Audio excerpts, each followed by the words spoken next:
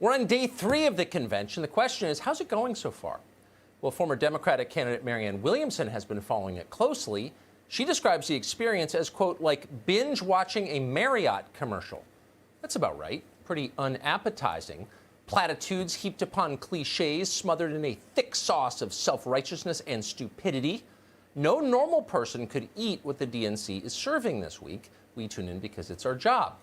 So far, the main excitement has been watching just how shamelessly they can lie. The goal appears to be complete reality inversion.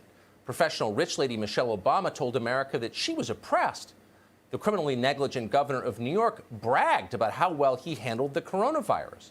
And then Jeffrey Epstein's old pal Bill Clinton showed up to speak as the party's moral voice. There has been a low-grade thrill in watching all of this, we'll admit. At the very least, you've got to tip your hat to their audacity. They don't tell small lies in the Democratic Party. They go all the way. You catch them stealing your wallet, and they arrest you for theft. And then they give you a lecture about how crime doesn't pay. To longtime students of the liberal mind, none of this is new. The left long ago built an entire political party based on the Freudian principle of transference. They displaced their own sins onto you, thereby cleansing their consciences and allowing them to seize the moral high ground. It's a clever trick.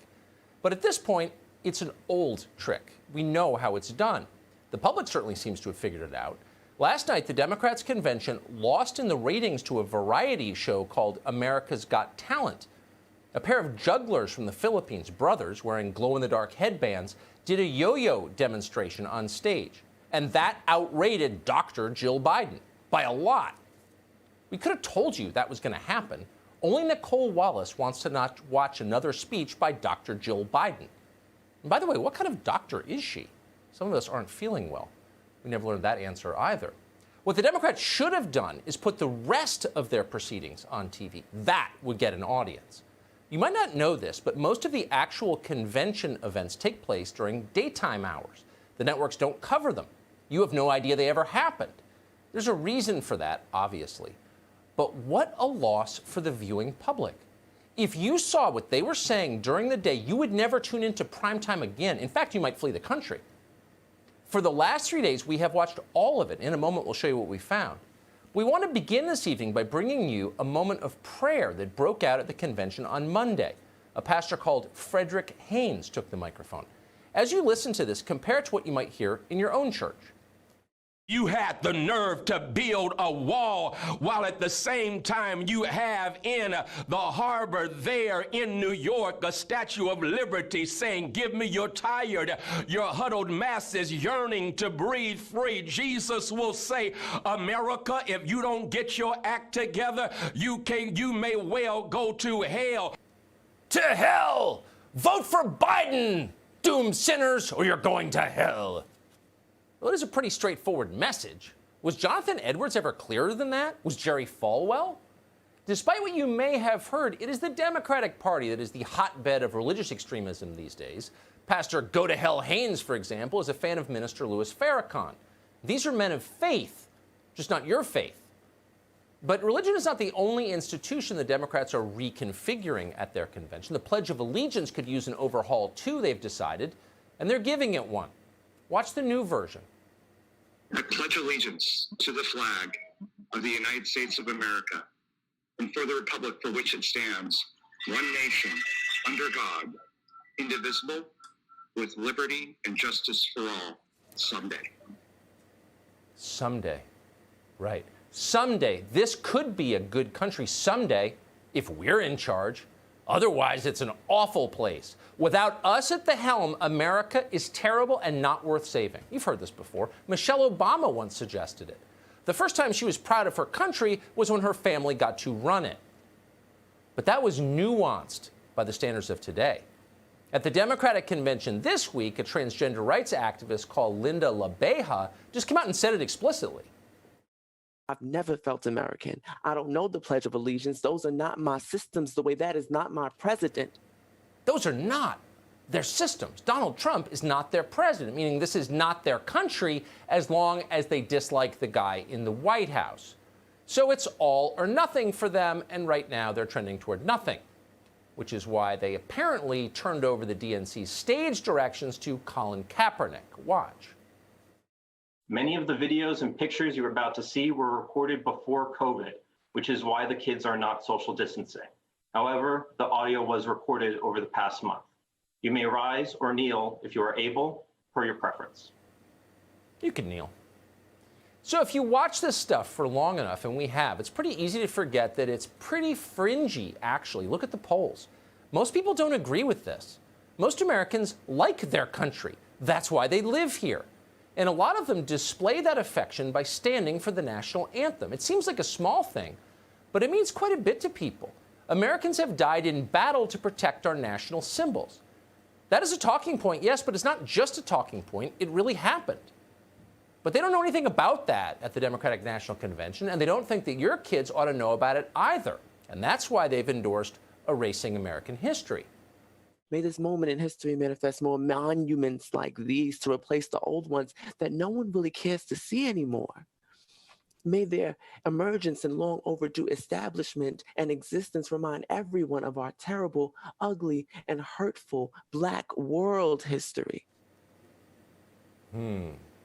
So there are parts of history that no one cares to see anymore, so we're getting rid of it.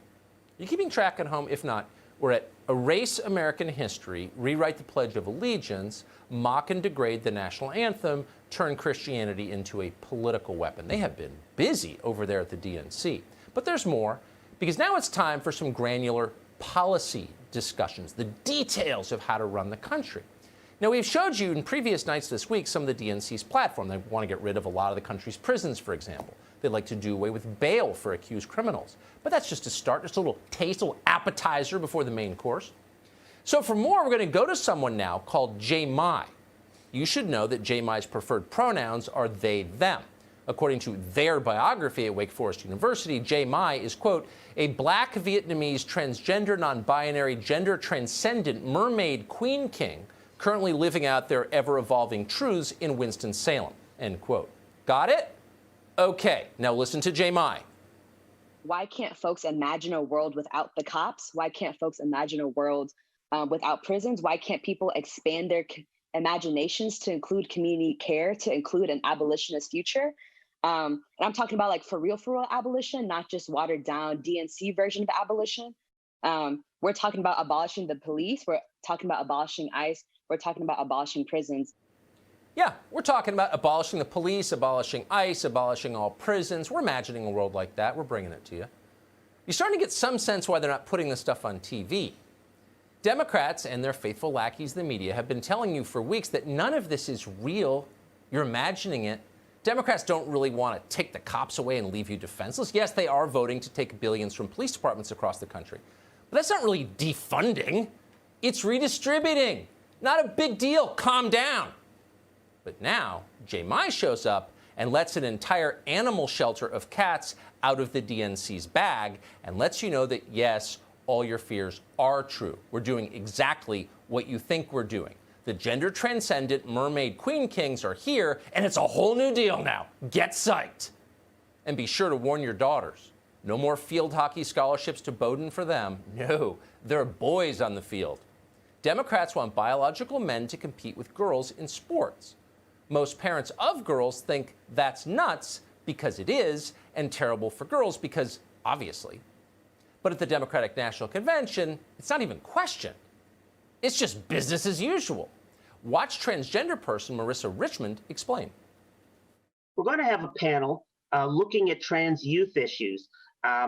We've been watching state legislatures, especially here in the South, targeting trans youth for trying to deny them access to health care, education, and even access to the right to play sports, although needless to say, the mishandling of the coronavirus by the current administration is affecting a lot of people's ability to play sports, but they've been particularly transphobic in schools. Okay, so no more field hockey scholarships, and I'm sorry, your daughters are not going to make the soccer team. That's bad news. Most people could live with it if they had to. But once again, it's just the beginning. What if they abolished capitalism, too? Would you like some bread lines to go with that? How about some humiliation on the side? It's all on the menu. Listen to aspiring economist Ashley Nicole McCrae.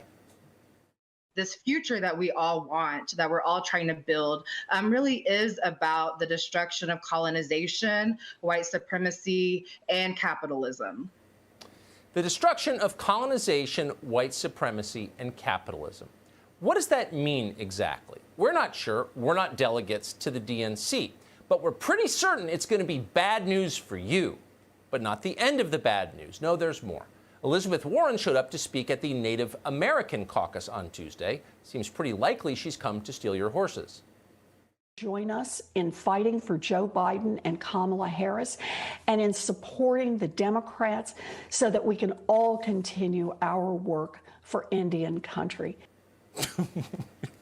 It's just too great. Our work for Indian country. We kept waiting for Ralph Northam to show up at the DNC's African American panel wearing a hood. Maybe that's tomorrow.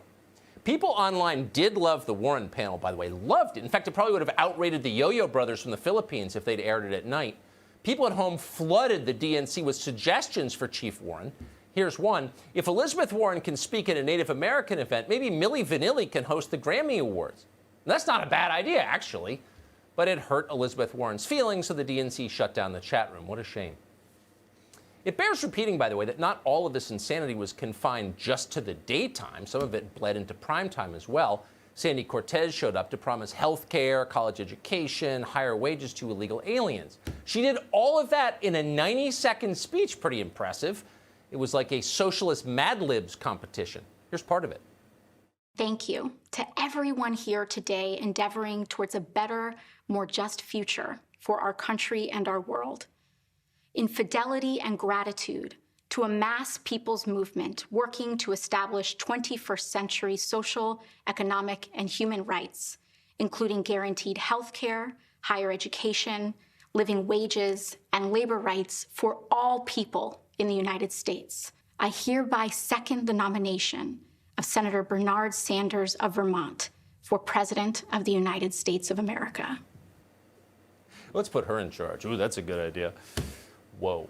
We should note that crazy as all of this was, and it was, none of it was too crazy for Joe Biden or Kamala Harris. Sandy Cortez called for giving government health insurance to foreign nationals, tens of millions of them. Jay Mai imagined a world without cops or prisons. Some lunatic in a clerical collar showed up and said Republicans are going to hell. Harris and Biden nodded along. It all seemed normal to them, because it is.